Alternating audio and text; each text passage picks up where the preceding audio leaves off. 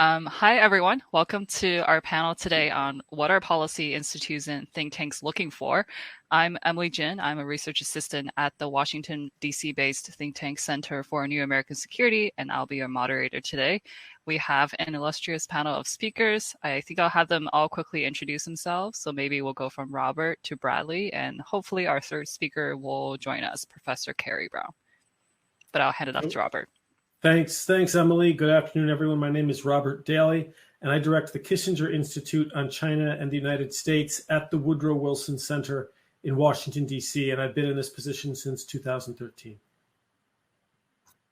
Hi, everyone. My name's Bradley Jardine. I'm also at the Kissinger Institute in the role of Research Fellow, and I'm also Director of Research for the Oxus Society for Central Asian Affairs, where I primarily work on Central Asia and its interconnections with Russia and China. Thank you both so much. So just before we kick off, I'm going to exercise the moderator's prerogative in the setting the tone for our conversation today. And I hope our audience of students can walk away from this panel with more understanding on what policy institutes and think tanks are looking for in candidates and the relevance of these institutions, their work in contributing to China studies, US-China relations, and larger policy discussions. And we note the concerns that the bilateral relationship has been punctuated by political and economic tensions in the past few years. We'll try to focus the conversation instead on how students can engage with policy institutes and think tanks. So I'm first going to just pose a question to everyone on the panel. Then later on, I'll have more individually catered questions. In the meantime, those of you in the audience, please feel free to post your questions using the Q&A function or the chat function. I'll remember to get to them later on. So first question, briefly, how would you describe the relevance of policy institute and think tanks to US-China policy and American foreign policy at large? And I think I'll go to Robert first and Bradley later. Well, the answer varies widely because there's a wide variety of policy institutes and think tanks, of course. Some are very specialized. Some have a particular political slant. Some focus more narrowly on the environment or international finance or whatever it may be. And of course, no one knows what a think tank is, right? It's unclear from the outside. It seems like one of the blobbiest aspects of what's called the blob, the foreign policy establishment in Washington. But I think that the job really is to help both policymakers and publics frame and understand issues in a sufficiently sophisticated way. There are a lot of people in Washington, Congress people, journalists, people who work in executive departments, people who work in the military, who have very, very hard jobs that cover a lot of substantive ground, and they work very long hours. And they can't possibly have the amount of information that they need either between their own two ears or with their staff to know how to process huge questions like US-China relations and what do we make of it. And so they need access to folks who are expert, and I use that word advisedly. I'm not sure, I would never claim to be a China expert. The notion is absurd on the face of it. But people who have thought about these issues a long time in a depth that they can't possibly have thought of, who will understand the problems they face and present information to them with the right degree of complexity, but that is also succinct so that they can process it and use it.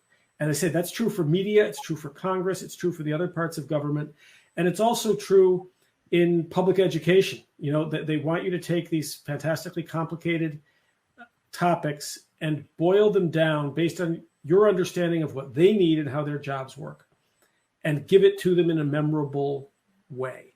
And that is hard to do. And a lot of academics, people who are PhDs, professors in the field, aren't very good at that because they don't know how to translate their tremendous knowledge into something that policymakers can actually use. You've got to tighten it down. And so sometimes, this will be the last thing I'll say, but I think it's a particularly good example, although it doesn't come out of a policy think tank. It's an example of what I mean. At the beginning of the Trump administration, Trump was very inclined to open up the taps on torture of people that we had in custody, right?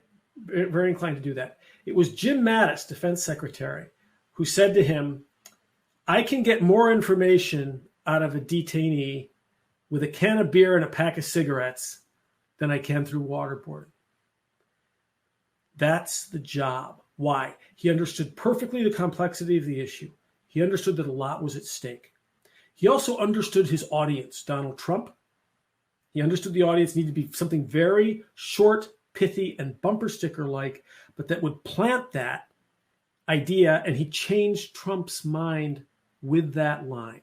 So you've got to have access to the policymaker, which think tanks, if they're good, have and help you get. You've got to have an understanding of the issues and the policymaker and the ability to put it succinctly in a memorable way that has an impact on policy. That's, I think, broadly what we're trying to do. And sometimes you do it with 200-page long reports, and sometimes you do it with an elevator speech, but you're trying to do the same thing. Thank you so much. And what about Bradley? What are your thoughts? Yeah, I would agree with Robert, and I think it's very helpful to bring out the nuance there that think tanks, of course, come in all different shapes and sizes. Some of them are more useful or more effective than others, depending on the level of access they have or the type of speakers that they can bring to their events. But fundamentally, I think their role is useful in terms of the mediation process that Robert describes, where we have academics coming into a house with policy makers, policy practitioners, policy analysts, and journalists all in a single space where they can exchange ideas. They can assist each other and hopefully make one another's jobs easier. Think tanks as well. Coming into this, my background is in journalism. I've enjoyed the transition to think tanks. It allows me to think about policy issues in a lot more depth than I had been used to in the past. And I find that this can be useful for media as well and for helping with public education in terms of think tanks can often get involved in things like long-term data gathering projects. Famous examples such as CIPRI, which does the arms transfer database. You know, these are the type of data sets that really help policy and really help the journalists and the public as well. So it's a public service in collecting all that information that can be used to formulate better policy. And there are other examples of that as well, such as CSIS as the China Power. It's the tracker of different biographies of Chinese government officials, or I myself collect the database on transnational repression, so incidents are being logged around the world. So I think that these type of projects can assist in creating a new public debate and can help journalists really draw attention to issues that you might not realize when you're following day-to-day developments, but when you're looking at a longer, broader term, you'll start to spot trends. And I think that that's something that think tanks can help illuminate. Thank you both so much. I think our audience has a better idea of how think tanks contribute to policy discussions. Maybe we'll dive deeper into what makes a good think tank researcher or analyst. I'll go to Robert first. With your years of experience in both in public and private capacities surrounding U.S.-China relations, you've definitely come across a lot of analysts and researchers. What kind of frameworks or heuristics do you use to determine whether someone makes a really good researcher? So put it another way, what kind of qualities do you look for when you're hiring a research assistant? Okay, so you're asking at the hiring level. Again, it varies widely, but a few things. In general, if you get the interview for a position, I think this is more or less slightly broader advice than what your question was about. If you get an interview with a think tank, that means they already think you're probably qualified, right? They've read your resume. So if I've already done a filter on that, and these are all people who I sort of know what the field is like, and they look qualified to me. So when they come in for an interview, the big question is not, are you qualified? 9 times out of 10, the question that the interviewer really has is, do I want to work with this person? They're all qualified. If I hire this person, I'm going to be working with them all day, every day. Now, some interviewers know this is what they're wondering, and some don't. But in general, that's the big question. And so when I interview people, I'm really interested in, I try not to ask the where do you see yourself in 5 or 10 years questions and all this silly kinds of things. I'm very interested in their hobbies. I'm interested in the last book they read. I'm interested in their approach to foreign affairs, and in particular, I'm interested in how broad it is. Now, that may just be me, and that may be the Wilson Center, but I'm not looking for narrow technocratic types generally, because U.S.-China relations is so, has so many different elements to it. And even if you're an economist, it helps if you've read Tang poetry, right? I mean, the cultural piece is always there. So I'm going to have a conversation to figure out what it's like to work with you. Now, obviously, another thing a lot of think tanks are looking for is you have people like me who are the directors, who many of us aren't so good on technology, and we're not so good on handling data as such and methodology. An awful lot of the directors you'll find aren't. They weren't necessarily academic. Some were, but a lot weren't. They were in government. They were in the military. They were on the Hill.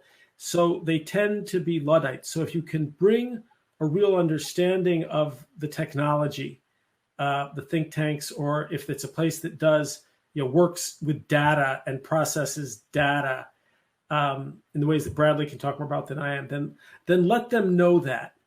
But most think tanks don't want a grunt, right? We want you to have the substantive breadth as well as the methodological and the technical depth. That's a shot at the first answer to your question. Thank you so much. And maybe you also mentioned that, Bradley here might be more into the technocratic sort of technical focus of He's research. Good on substance. He's good on substance too. He just knows more about these things. I thought maybe we'll just, I'll naturally direct my next question to him, which is like, in your experience as a Schwarzman scholar, as an analyst, as a journalist, what is one piece of advice you would give our audience today about how to enhance one's analytical capacity? And how do you hone your craft, essentially? Well, I guess my answer to that is really whatever region you're focusing on or whichever country you want to specialize in, get there as soon as you can.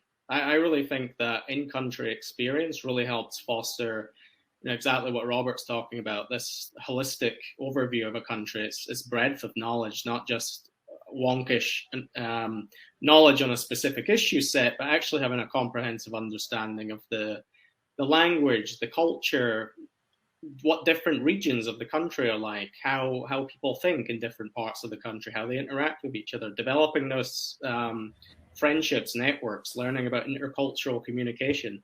These are things that can't really be taught easily in a textbook or in a classroom setting. They're best explored on your own accord.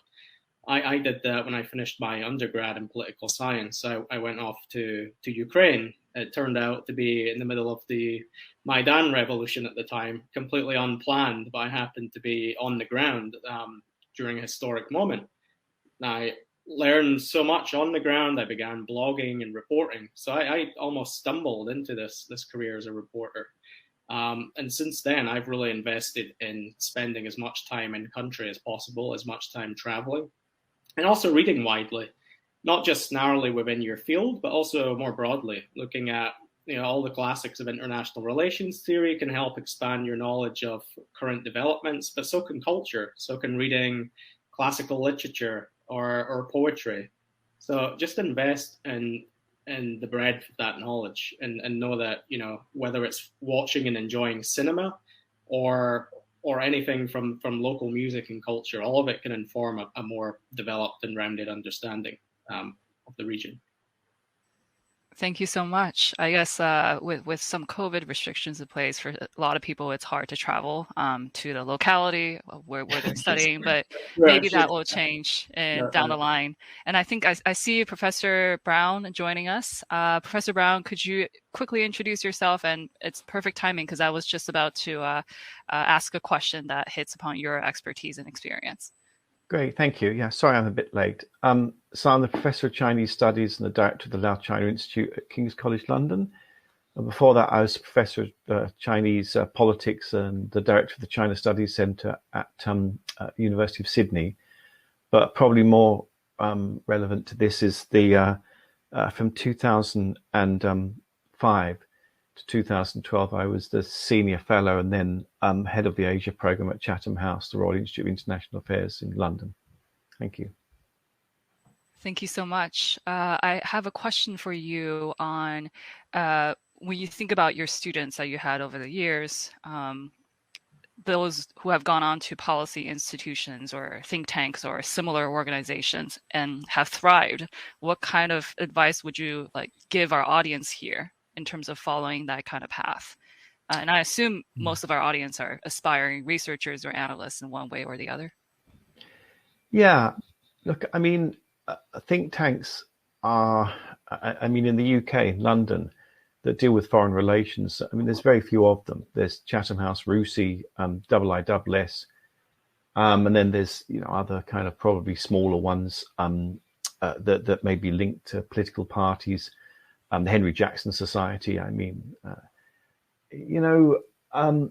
they need quite a large catchment area, right? I mean, you kind of like when I was in Sydney, there was a Lowy Institute, but it's not easy to run these if you don't have quite a big catchment area. They're not, they're not like universities where you have kind of different sort of strands of activities. And I mean, think tanks don't have students for a start. And I kind of thought over the years, it's really, really different to be an academic and to be someone working in a think tank, like completely different careers. I mean, in the last 30 years, I've been a diplomat, I've worked in a think tank, I've worked in academia, and all of them, you kind of have very romantic ideas before you actually do the stuff. In a think tank, you're always chasing two things, money and attention. Money, well, you have to serve people, and that's always a problem. It's always attention. Look at the delightful debates we've got over Huawei at the moment, and who takes money from Huawei, which I don't think many do. But I mean, I think Chatham House has in the past had relations with Huawei, as have universities in Britain. And the other is attention, and in the past, it used to be that the only two things that kept my boss happy at Chatham House were getting my name in the Financial Times once every 6 months and getting money. I have no idea now where you would measure your impact, presumably on social media and how many followers you pick up or whatever. But do you actually change things? Well, I had no idea.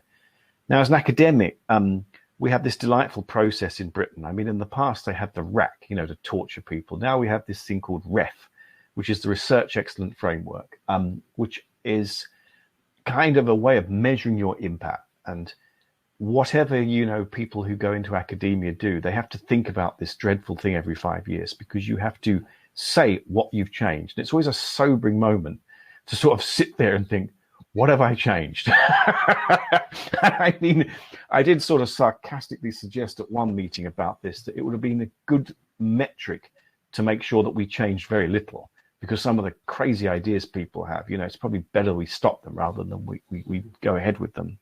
In any case, I think if people are going into this, think tank or academic career, they are very, very different.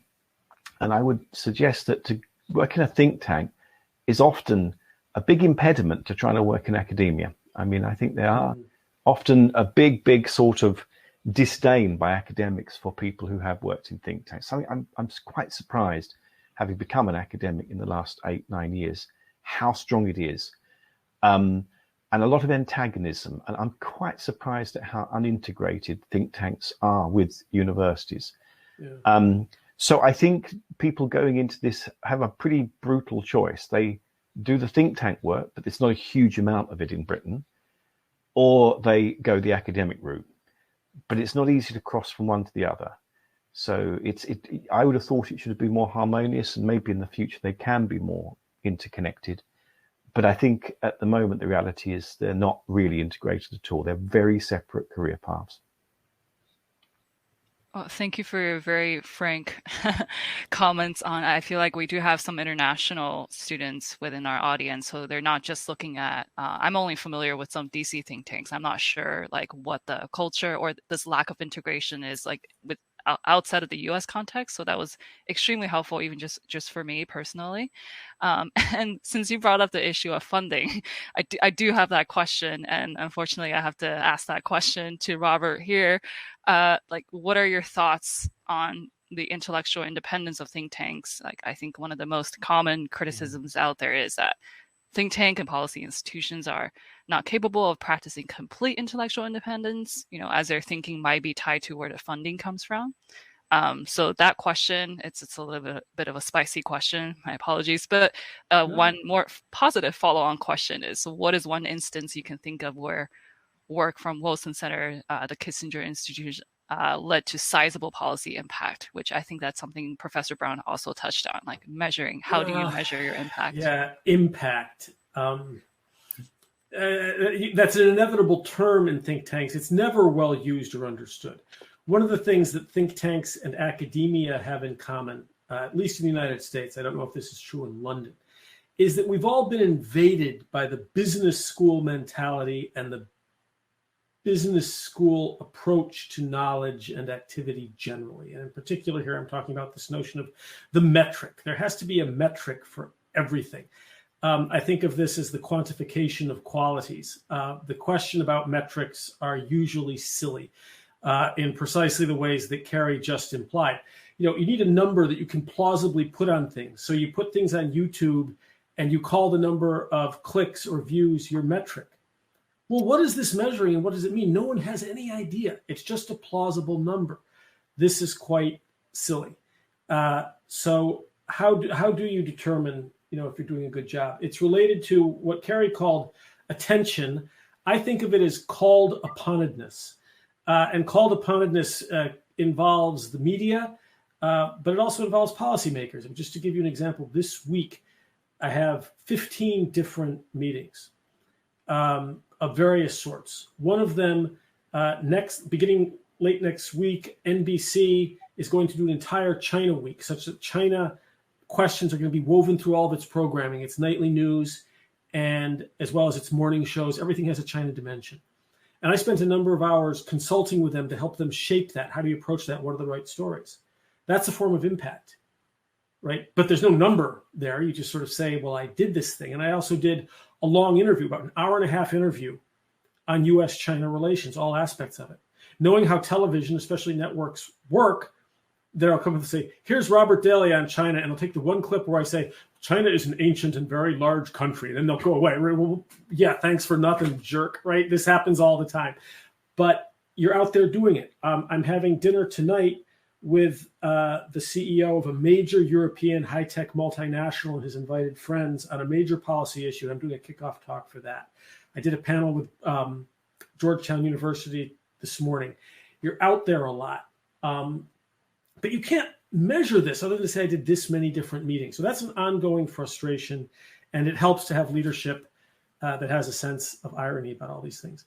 In terms of measurable impact, it's very hard to say because nobody, even if you talk to a policymaker and you change their mind, they never come out and say, hey, I talked to the Kissinger Institute and they told me this, no, they don't do that. They just say, here's what I'm doing. So you never get credit.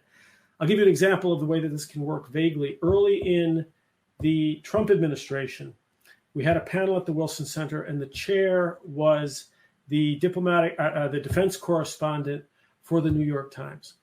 And I mentioned to her that I thought it was interesting that while during the campaign, the Trump administration had criticized the Obama administration for doing too few FONOPS cruises, freedom of navigation operations, in the South China Sea, the Trump administration, in fact, hadn't done any. She said, that can't be true, is it? And I said, look it up.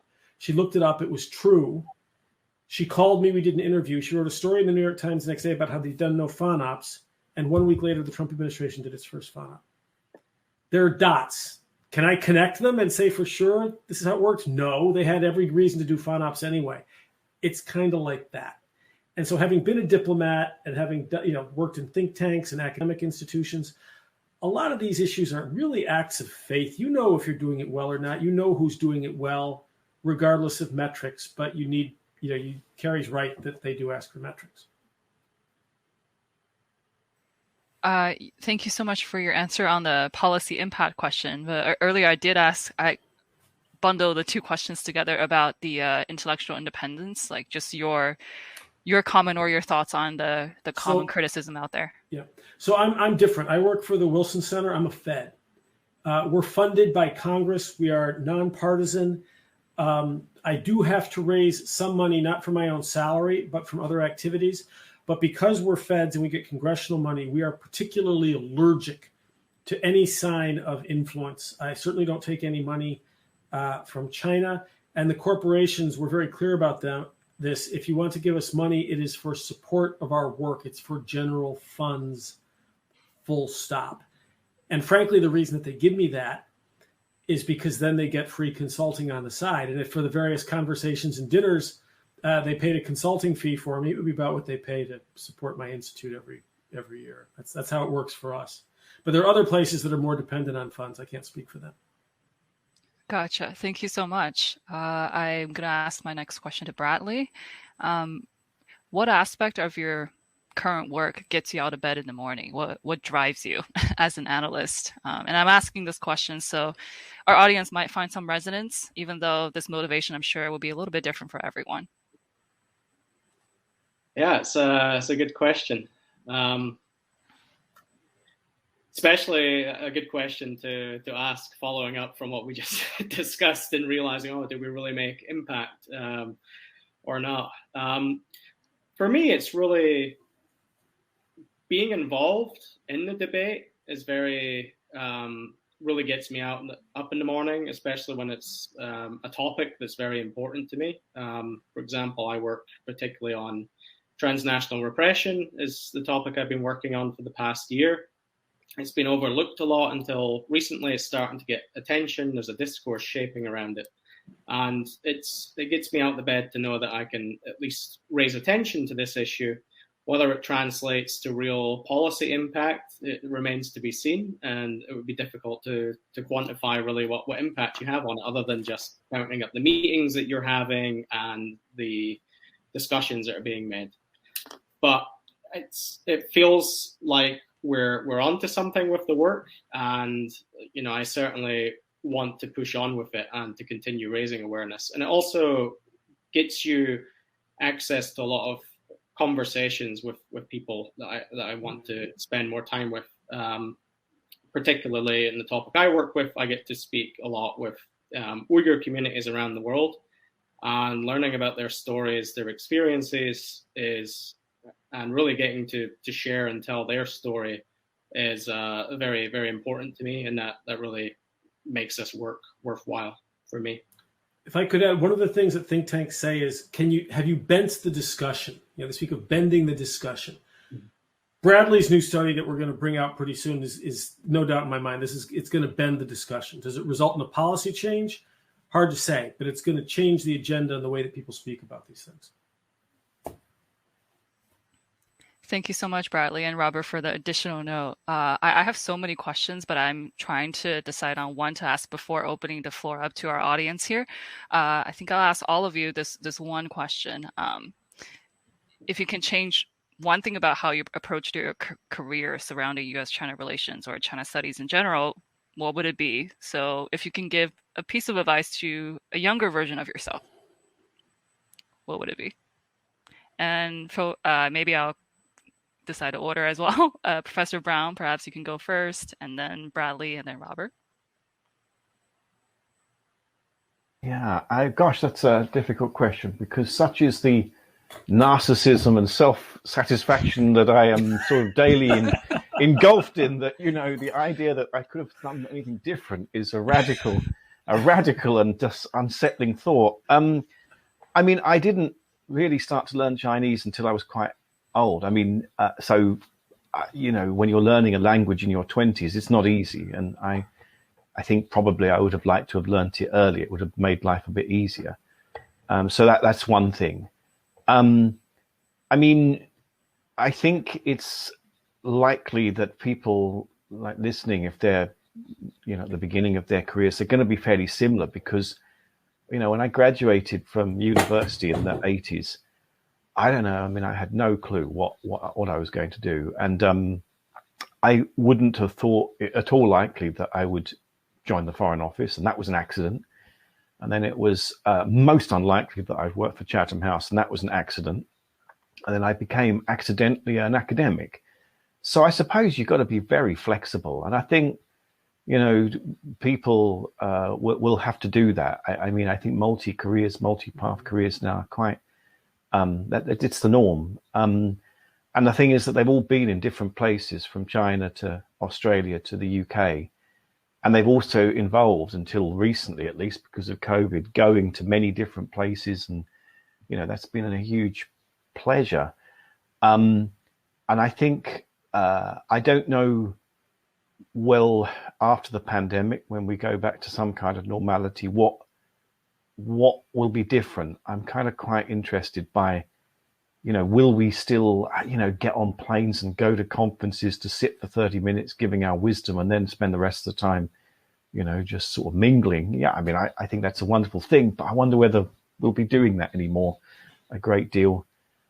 So I think that will have an impact on people going into this area, but it's not quite clear what it is. And I think it's going to be much more difficult to work out how you kind of have influence, because social media has fragmented things, and we're still sort of living in the world where you could kind of, get stuff in The Economist or CNN or whatever. And I mean, that's good, but it's getting less and less easy to work out what on earth, some startup website suddenly has a huge impact and no one's ever heard of it before.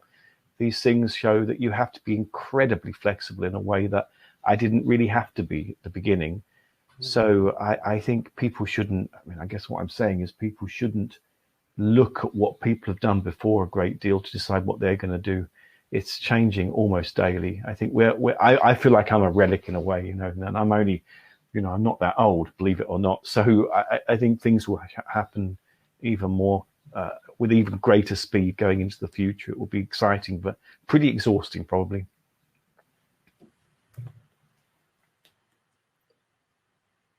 Yeah, it's always reassuring to hear others use the term accidental for career trajectories, but it is remarkable just how unplanned, my own path was in particular. I mean, I've come to focusing on China as a complete outsider. My background is completely in Russian and Eurasian studies. I'd worked on the ground as a reporter, but I found all the time while I was in Moscow that China was just becoming a bigger factor everywhere I was working on, whether it was the South Caucasus with Belt and Road investments, Central Asia with new security arrangements, or even growing relations with Russia, including just directly in Moscow. I was with the Moscow Times, and we launched the Chinese language version of the newspaper. That signaled to me this change. That was back in 2016. That clearly China was just becoming a bigger factor. And that's really why I became interested in China, and I wanted to understand more from that perspective. So I enrolled in the Schwarzman Scholars Program because it was a point of access for me to take a completely disconnected career and to get that experience in China and some language training at Tsinghua University. So that I was very lucky, but again, I stumbled into overtime through my coverage, which is where I am today.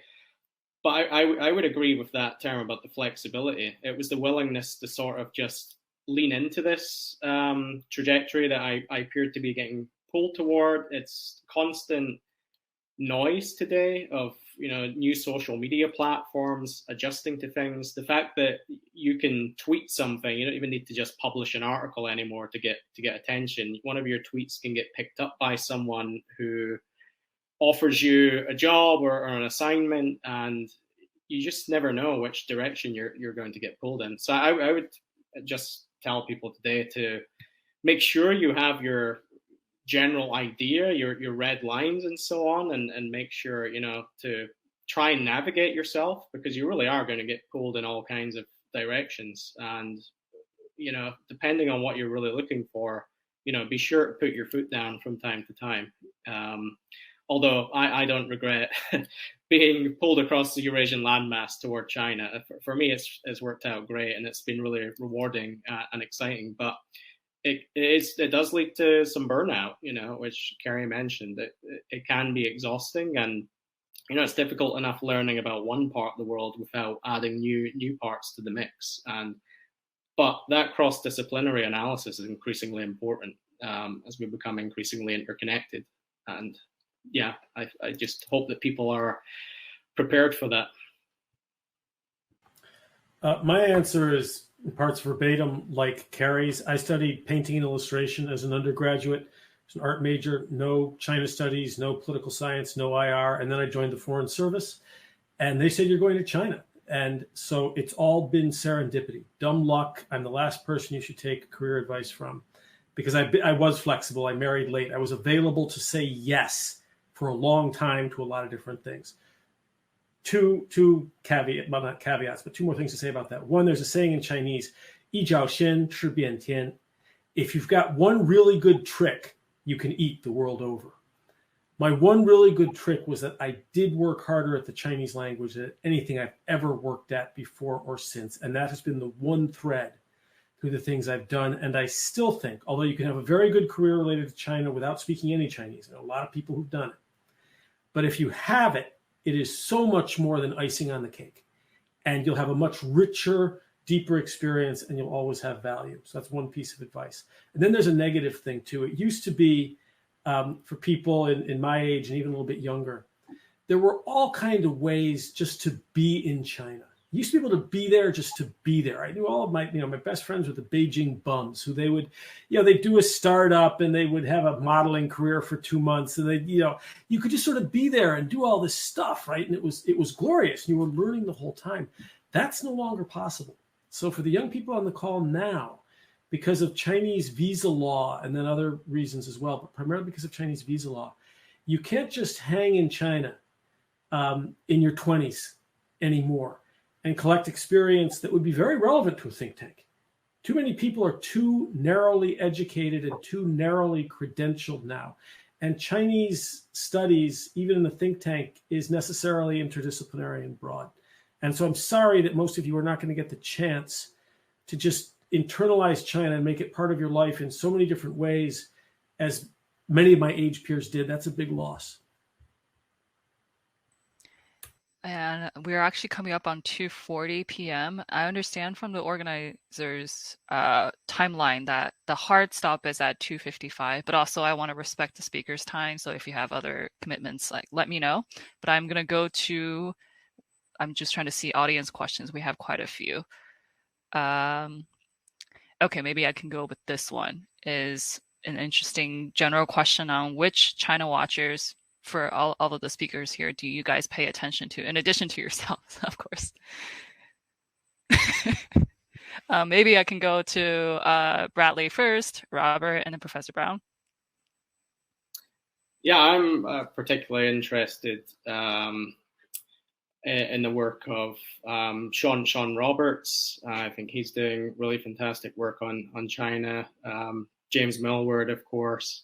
But also newer emergent scholars like Darren Byler. I would highly recommend his work in his new book, China's Digital Penal Colony. I've found it a great read. This is a very dangerous question because in America, sort of the China group, it's sort of a big high school, right? But it's also it's a good high school. It's a good club. So I read a lot of my colleagues' work. I certainly read Professor Brown's work. I would say if there's one person who, if I hear they've published anything, get it right away and read it, it's Jeremy Barmé, who's an Australian and who has a different take, whose depth of literacy is probably greater than anybody in the China field. Kerry, tell me if I'm missing somebody on that. And one of the reasons I like Jeremy Barmé, and this is my second, is the real question is, who do you reread? Which books do you reread? And Simon Leys, who is a Belgian sinologist who had most of his career in Australia, while my colleagues are wonderful, I rarely benefit from reading any contemporary work as much as I do from rereading Simon Leys. Yeah, so it's very current. I mean, it changes all the time. But I was reading Warren Sun and Frederick Tu's book about late Mao period, and I was really struck by how much detail.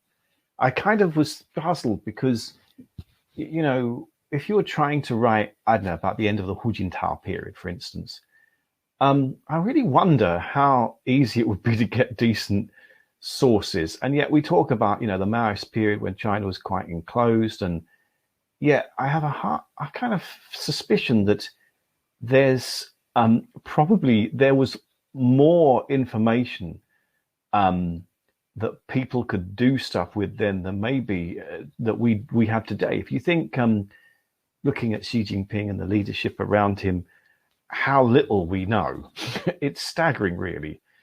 And I know that Tuis and Sun's book was written, quite a few years after the events they're talking about, so they could collate material. But it's almost a day-by-day account of 1972 to 1976. And the amazing conclusion is just how complicated even a very severe sort of autocracy at that time was, and how much different influence there was around this, kind of the figure of Mao. And it kind of made me think, okay, we have all these big assumptions about Xi Jinping being, kind of completely all powerful and everything. And I wonder whether there isn't a sort of similar kind of complex network of hidden actors that are all very influential, just not very visible. So I thought that was very inspiring.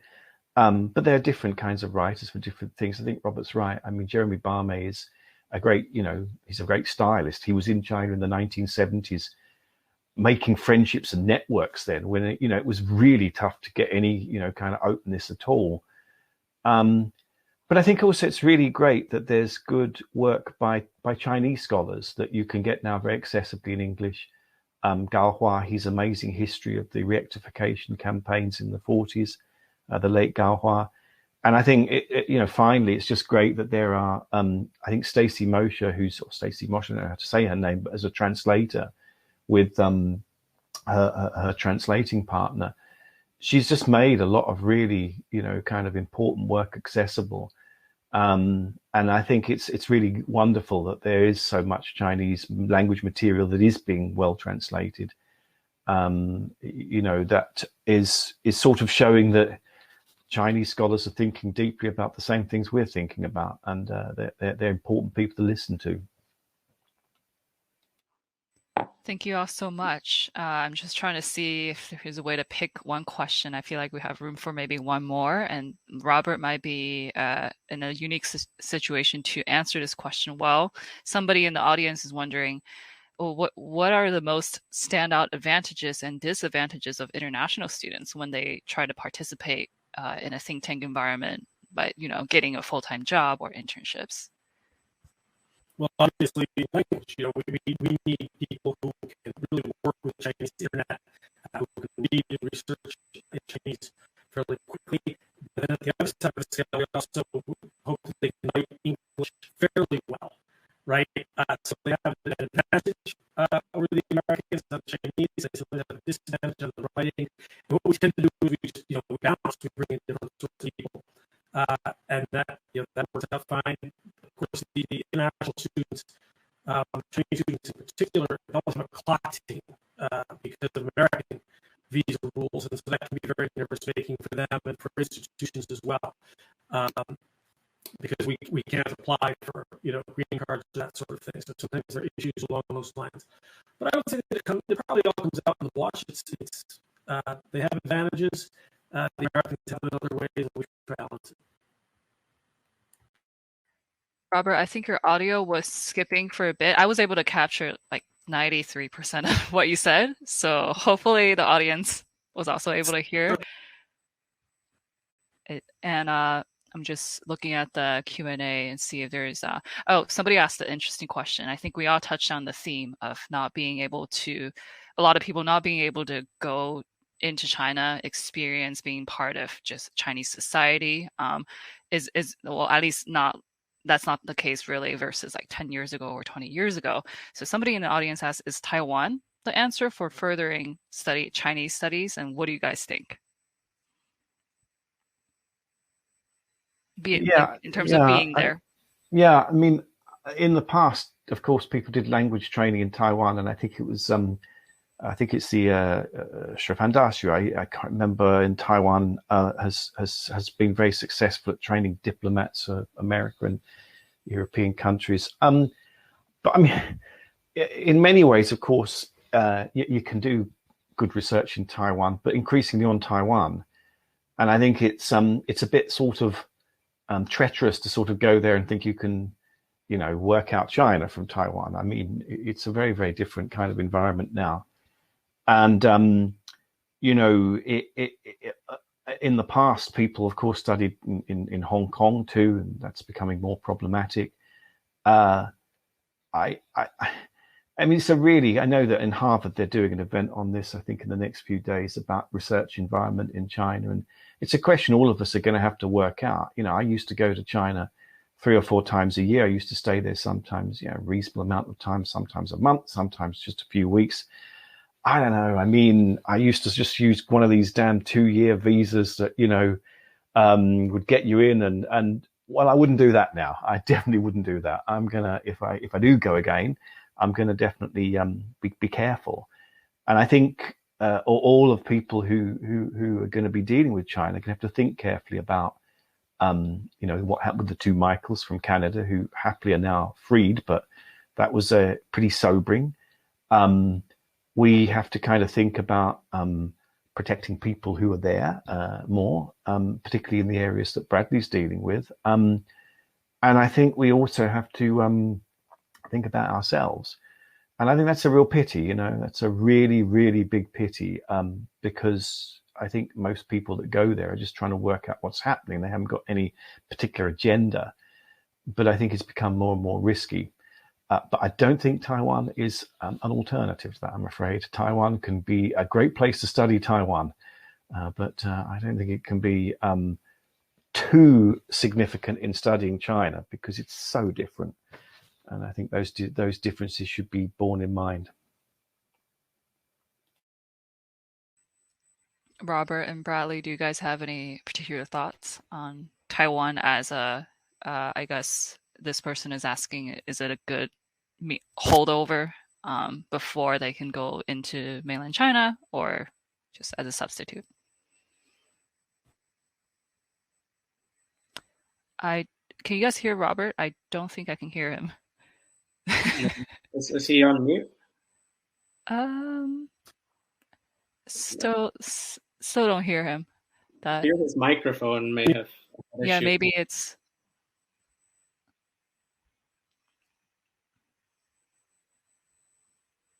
Is he also stuck on the screen for all of you? We have a complete Yeah. Bradley, I mean, if you have any thoughts, you can jump in and maybe. Full disclosure, I've actually never been to Taiwan, so I wouldn't even be able to answer that question, even on a most basic level. But I certainly can't add anything of any more substance than Professor Kerry Brown's already added. I think Robert is back. I feel like the video is stabilizing. I'm not sure if the audio is also coming back. Yeah, it's the Huawei. The Huawei are very irritated by your refusal to take their money. This is their revenge. This is unfortunate. I wish I can lip read. I think it seems, Robert, you're completely on mute. So maybe if you typing a response. Okay. Oh. Nope. He's gone. Well, I know this is coming up at the end of our time here, so I do want to make sure we've addressed all the audience questions. I saw an anonymous question on comparing the differences between, I believe, full-time jobs at think tanks versus fellowships. I feel like, just from my own personal experience, fellowships, usually they could be non-resident. You can affiliate with a think tank or policy institution while you don't have to be there and do a lot of the administrative work and other full-time required work. But of course, each policy institution and think tank probably have their own descriptions or actual job titles. So you might have to do some more investigation depending on which think tanks you're looking at. And affiliation is becoming an increasingly loose role in the think tank world as well, where you see people who are affiliated but actually aren't on staff, they're not paid, they don't even receive scholarship a lot of the reason for this is to provide the platform or the credibility of the think tank in exchange for getting the think tank's name in more publications, which is, a model that I've seen emerging more and more. Absolutely. Right. I see we have Robert back with us. Sorry, I had to sign off and sign on. Can you hear me again? Yeah, it's great audio. Sorry. And I think earlier we weren't able to hear your answer on the is Taiwan the answer for furthering China study or Chinese studies? Chinese language studies, yes. But it has limited use, as Kerry was saying. I did hear his answer for what's still seen as the big game, which is China. But if we're in a holding pattern for several years because of COVID and other factors, and if you know you want a career in this field, then there's no such thing as going too far with your language studies. And Taiwan's a good place to do that. Thank you so much. And I think on that note, we should probably wrap the event. I believe we'll be kicked out of the room at 2:55. I just wanted to thank our panel of speakers for giving us your frank answers and answers steeped in your years of experience, and just great advice for our audience. And thank you to the audience for asking all these great questions. And hopefully I didn't miss anyone's pressing question. And hope everyone enjoys the rest of the career fair. I believe there's like a few more hours left. But thank you, everyone. Great. Thanks very much. Thank you. Thank you.